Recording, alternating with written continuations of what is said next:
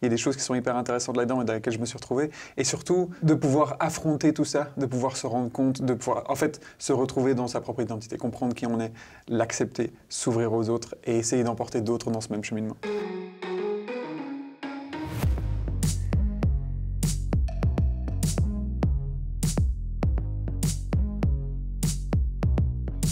Je m'appelle William Sama, je suis co-réalisateur de la série Les Engagés Xaok. Je m'appelle Sullivan Lepostec, je suis le créateur, scénariste et co-réalisateur des Engagés Xaok. Les Engagés, c'est une série qui se passe dans un centre LGBT à Lyon. On suit deux personnages principaux qui sont Hicham et Thibaut, qui sont des activistes dans ce centre, et on suit leur combat intime et politique. Depuis plusieurs années, les LGBT de Tchétchénie sont victimes de persécutions dans l'indifférence générale. Anzor a mis des vidéos sur internet. On se dit qu'il le considère sûrement comme un opposant politique. Et c'est quoi le rapport avec nous? Je veux que vous veniez ici, travailler pour moi. C'est le seul moyen de protéger Anzor et tous les autres. Vous essayez de me mêler à un truc, je suis pas taillé pour ça. En fait, il se trouve que moi-même, j'ai milité dans le milieu associatif LGBT lyonnais il y a quelques années maintenant. Et du coup, j'ai eu envie de développer une série autour de ça parce qu'effectivement, mon expérience de militantisme m'avait laissé avec plein de questions ouvertes et de paradoxes que j'avais envie d'explorer au travers de la fiction sur la nécessité et en même temps la difficulté de l'engagement. En fait, c'est effectivement une saison qui est quand même vraiment différente.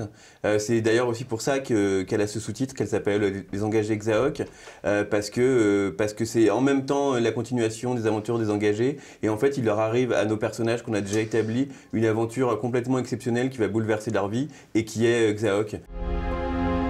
Marwan est mort. Il s'est passé un truc. Il essaie de nous cacher quelque chose. C'est pour ça qu'on a besoin de toi.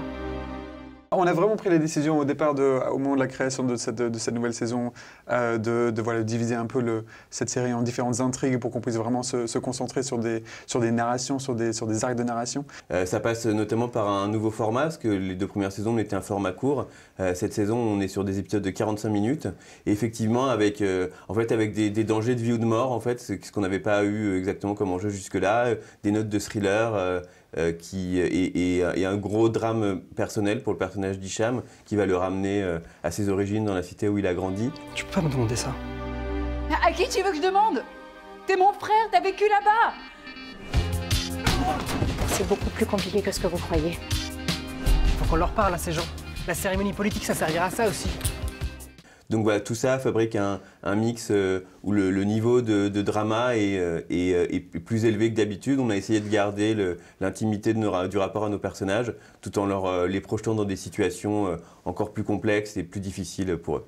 C'est faire face à sa propre famille, par rapport à son identité, par rapport à sa sexualité, etc. Il y a des choses qui sont hyper intéressantes là-dedans et dans lesquelles je me suis retrouvé. Et surtout, de pouvoir affronter tout ça, de pouvoir se rendre compte, de pouvoir en fait se retrouver dans sa propre identité, comprendre qui on est, l'accepter, s'ouvrir aux autres et essayer d'emporter d'autres dans ce même cheminement. Le personnage d'Anzor, je voulais qu'il ait des dimensions, qu'il puisse cacher des choses, qu'il ne soit pas juste un petit mono fragile, victime des circonstances, mais qu'il ait aussi un vrai rôle actif, qu'il ait pu faire des choses.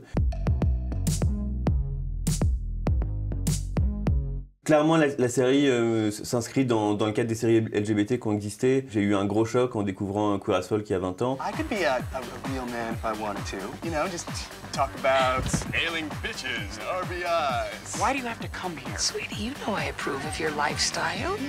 Et par ailleurs, Russell T. Davies est un scénariste que j'adore, dont j'ai toujours suivi le travail.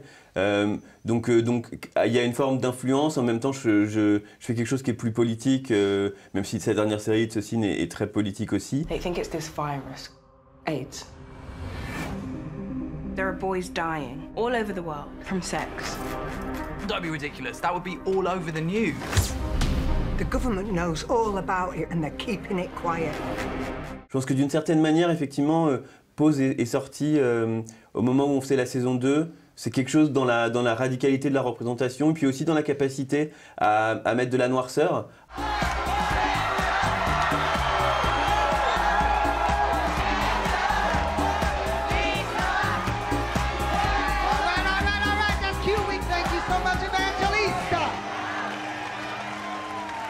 So now we're gonna take a little break.